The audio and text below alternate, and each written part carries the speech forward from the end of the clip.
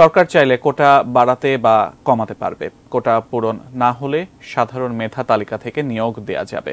হাইকোর্টের দেয়া রায়ের মূল অংশে এ কথা বলা হয়েছে। 2018 সালে 4 অক্টোবর সরকারি চাকরিতে নিয়োগের ক্ষেত্রে 30% মুক্তিযোদ্ধা কোটা সহ 56% কোটা বাতিল করে জনপ্রশাসন মন্ত্রণালয়ের জারি করা পরিপত্র অবৈধ ঘোষণা করে রায় দিয়েছিলেন হাইকোর্ট। বুধবার আপিল বিভাগ এ রায় স্থিতাবস্থা দিয়েছেন।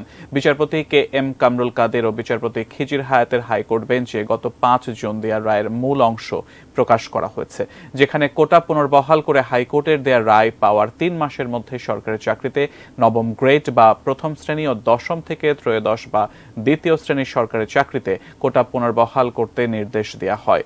হাইকোর্ট কোটা বাতিল করে সরকারের জারি করা পরিপত্রটি অবৈধ ঘোষণা করে রায় বলেছেন, মুক্তিযোদ্ধাদের সন্তান ও নাতি নাতনিদের জন্য 30% কোটা পুনর্বহাল করতে হবে। একই সঙ্গে সরকারি চাকরিতে 10% নারী, 10% জেলা, 5% ক্ষুদ্র নৃগোষ্ঠী এবং 1% প্রতিবন্ধী কোটা পদ্ধতি রাখার নির্দেশ দেওয়া হয়েছে হাইকোর্টের রায়ে।